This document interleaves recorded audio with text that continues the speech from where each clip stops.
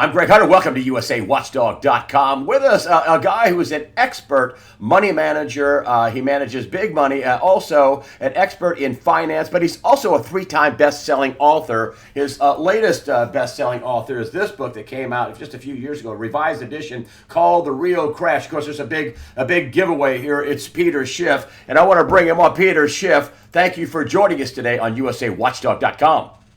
Thanks, Greg. Thanks for having me on again. You know, I want to compliment you on you take very complicated things and you make a reasoned argument, and if people hear it and go, oh, yeah, that makes sense. Oh, that's the truth.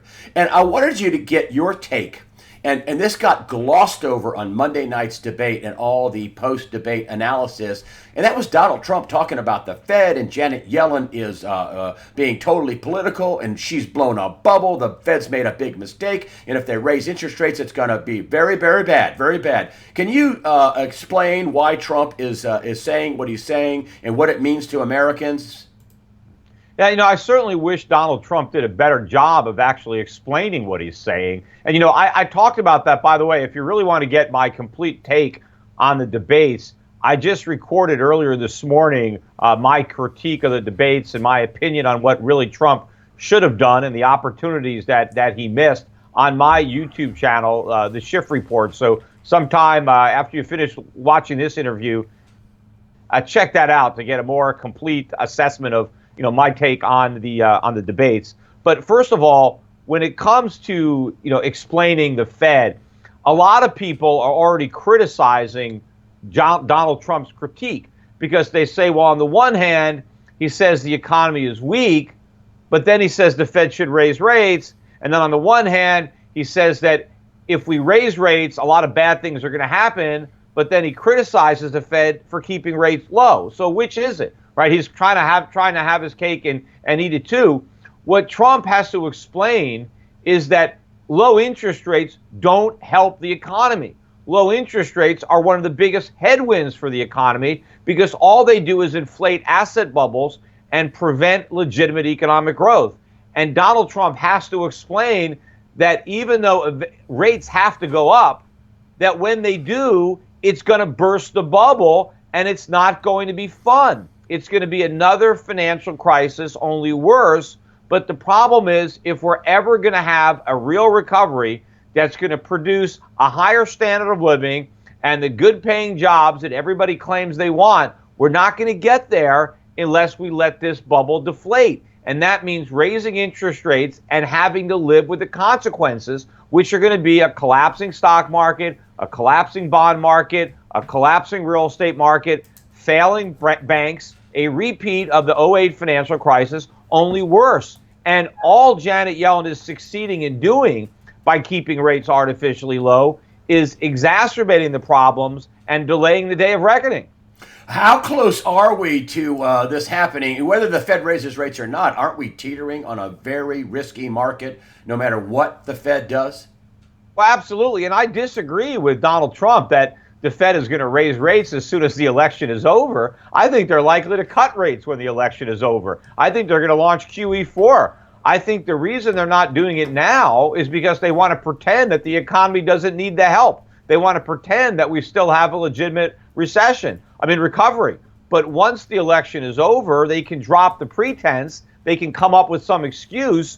But the last thing the Fed wants to do is raise rates. Certainly, if Hillary Clinton is the next president, the Fed doesn't want to prick the bubble as soon as she takes over the helm. So they're going to do everything they can to keep the air in this bubble for as long as they can. But Trump is right. It is a gigantic bubble. It is going to burst, and it is going to be a disaster. Well, when you say disaster, does that mean that the credit markets will seize up? Your credit cards won't work. They'll have bail-ins at the banks. Give me the list of the disaster, what people are going to feel when this credit market busts. Well, they're going to feel what they should have felt in 2008 had we not had any of the bailouts. If you remember what so many people were worried about when it came to bank failures, we would have had that had the Federal Reserve not bailed everybody out, had we not had the quantitative easing, had we not had the 0% interest rates.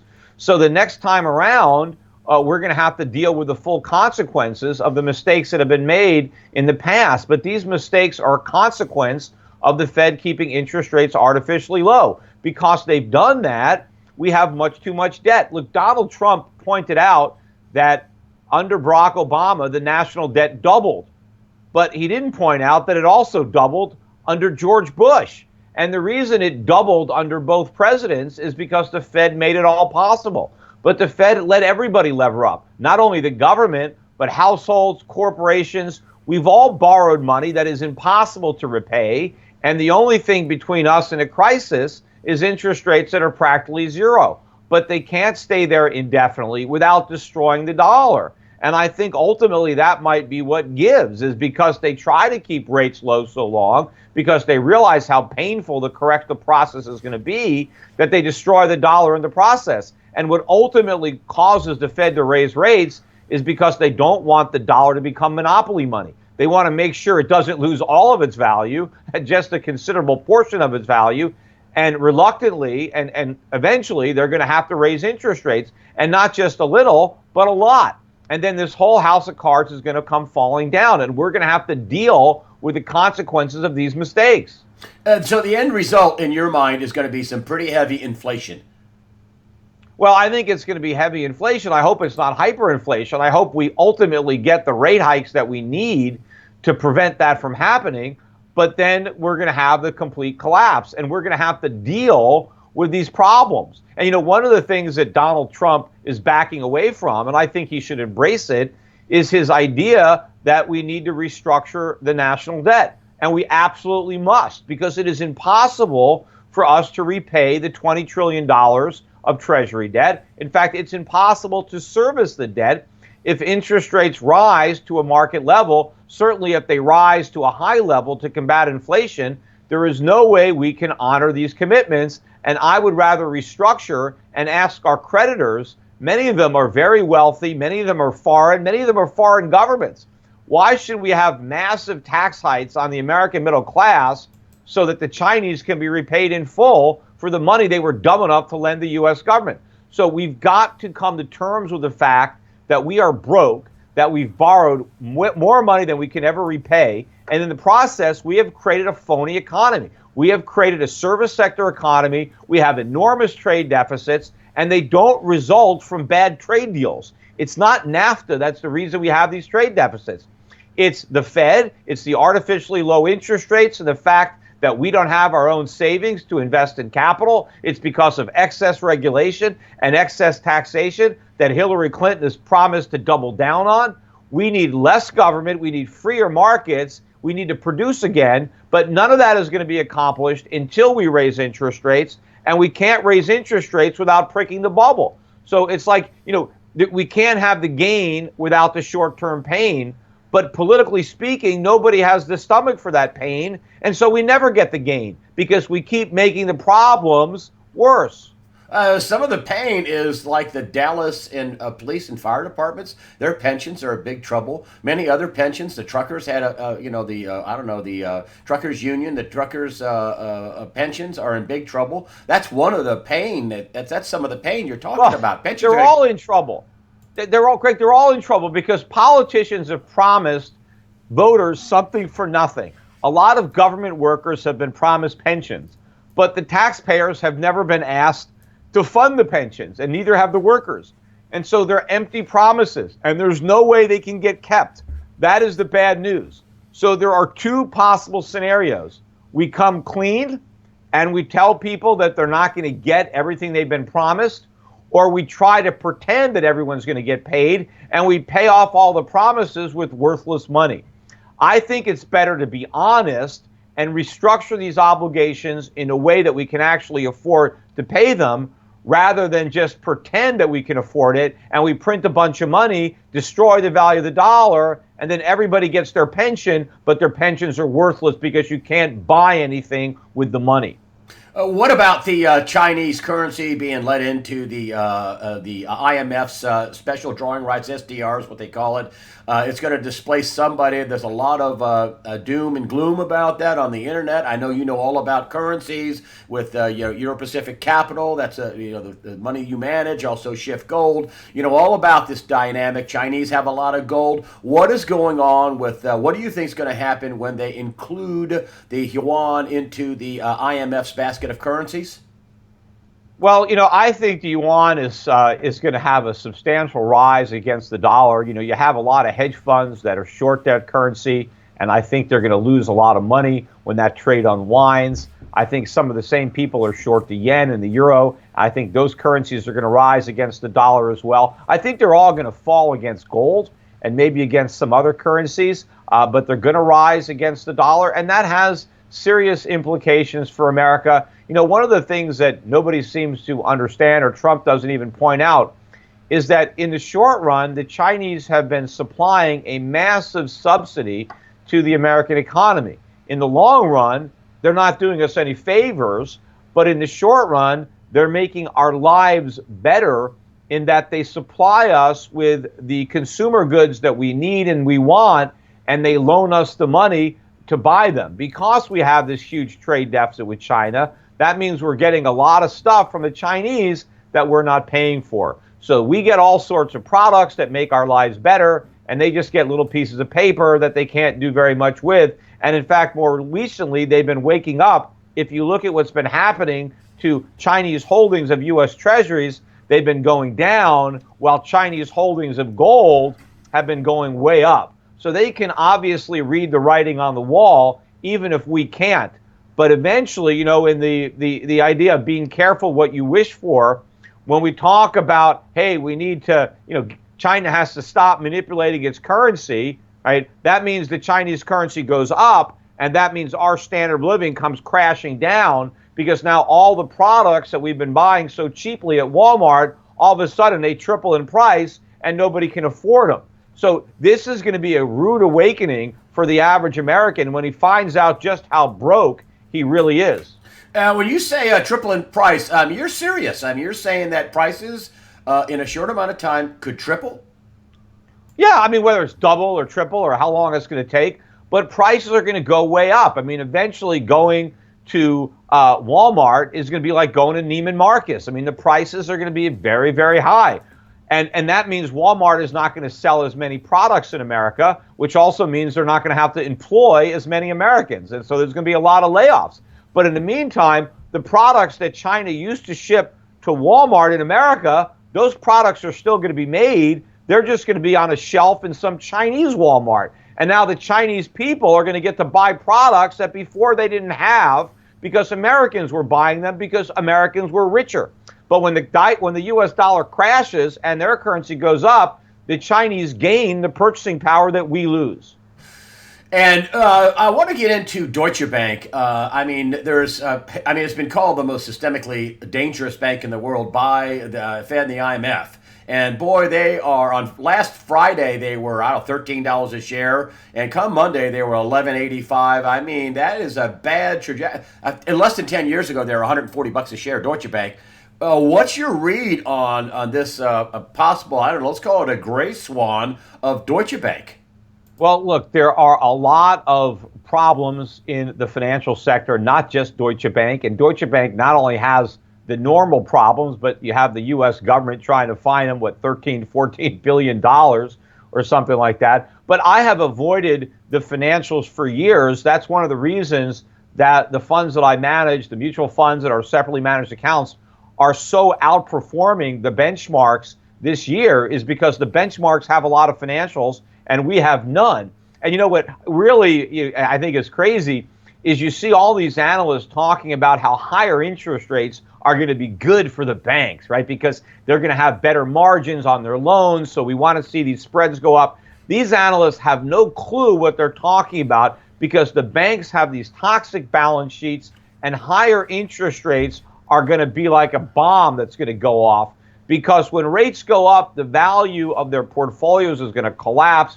You've got banks that own these long-dated assets, and the collateral for their loans is going to lose value. When rates go up, real estate prices are going to come down. There's going to be all sorts of problems that the banks are going to be confronted with when interest rates go up. But also, if interest rates don't go up, the banks are going to have a lot of problems. So they're damned if the Fed does, and they're damned if the Fed doesn't. I don't think there's any way out of this mess for the financials. You know, they got in bed with the federal government in the 2008 bailouts. And you know what happens when you get in bed with the government? Well, that's exactly what's going to happen to these financials, which is why I don't own them. I don't own them with my money, and I certainly don't own them with client money. So I had a friend of mine that called me up and said, oh, they got a 5% interest rate with a big insurance company. And I said, how in the world? And it's just me, and I'm not an expert market manager, a money manager like you. And I just, how are they paying 5%? Ask them how they're paying 5%. It's a big, well-known company. And when they're offering stuff like this, I mean, Deutsche Bank was offering 5% in the middle of the summer, and they're, in deep trouble. When insurance companies are offering a 5% guaranteed return, is that a warning sign? What's your read on that? Yeah, well, the only way that you can offer 5% yields in an environment where yields are so low, if you're marketing the product as somehow being safe, right, that it's like a bond or a CD or something, you have to be taking enormous risk. There has to be lots of leverage that is being implored in order to create these returns. So I think people have no idea what they're actually signing up for if they're going to buy into this, because you cannot legitimately deliver that kind of return unless you're going to take a lot of risk. Now, what I choose to do, because I have a lot of clients who want yield, and we get much more than 5%, but we do it buying common stocks. We do it buying stocks that pay dividends in countries like New Zealand or Singapore or Norway or Switzerland. But we're upfront with the clients that, hey, you're a stockholder. There's risk here. The stock could go down. There could be a problem. But when people are trying to package a 5% return as if it's low risk, then you better believe that you're taking enormous risk. And eventually it's going to blow up when the Fed is forced to raise interest rates. And if the Fed never raises interest rates because it's cognizant of all this, then it's even worse, because you get your 5%, but there's massive inflation and the money isn't worth anything. So you lose either way. You lose because the Fed raises rates and your investment blows up and you don't get your money back, or the Fed doesn't raise rates and the dollar blows up and you get your money back, but you don't get your purchasing power back. How are people supposed to protect themselves? I mean, I tell people all the time, everything's on sale. We're going to end up getting a big inflation, so you should have tires on your car and batteries, gold, silver, artwork, farmland. What are you telling people to do other than buying stocks in your fund? Well, we're buying gold. We're buying gold stocks. We're getting out of the dollar. The government is telling us, right, that, if inflation picks up, we'll raise rates. That's all part of the lie. Just like they told us if unemployment went down, they'd raise rates. The initial line in the sand was 6.5%. We got down to 5% before they raised rates once, and they haven't raised them again. And, I'm one of the only people, if not the only people, who said when the Fed raised rates in December last year that was the end of it, that it was one and done. I believe you said that I believe you said it on our show, that you would say that they wouldn't raise rates again. I'm pretty sure. I am sure. Well, you said they wouldn't raise rates again. As a matter of fact, they'd probably turn into more QE to QE4. You said that. Well, what I said on your show at the end of 2014 or early 2015, that I didn't think the Fed would raise rates at all, because if they did raise rates once, that would be the only time they did it, and then they'd have to reverse it. And I thought they would look more foolish raising them once and then not doing it again than having never raised them at all, because now it looks like they tried to normalize, and then they couldn't do it. Had they never made the mistake of raising rates, then I think they would have preserved more credibility. Of course, not raising rates is the mistake. They need to raise rates dramatically, not just a little bit, but doing that despite the fact that it's going to cause another financial crisis.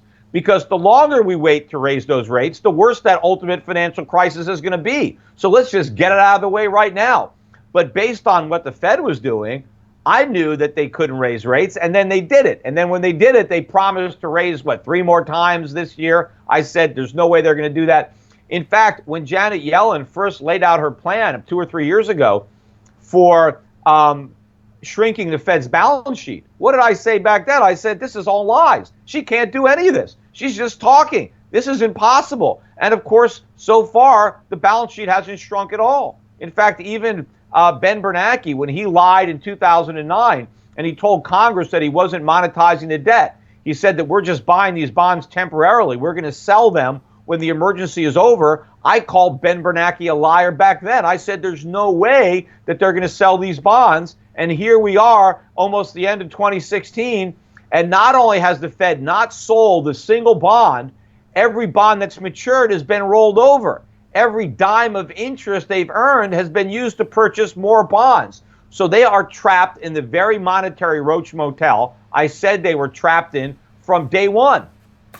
Peter Schiff, you are very, very clear-headed, very clear thinking. I was trying to give you props because you did say they wouldn't raise rates and that they eventually do QE3, or QE4, I'm sorry, that they're going to do. And I'm holding up your book cover art here again. It's a great book, folks. I mean, this is The Real Crash. If you want to get this in detail, this is a revised version he's got out on Peter Schiff's website, The Real Crash, Peter Schiff at Euro Pacific Capital. You see the billboard over your shoulder. Also, Schiff Gold. Peter Schiff, thank you for joining us today on USAWatchdog.com.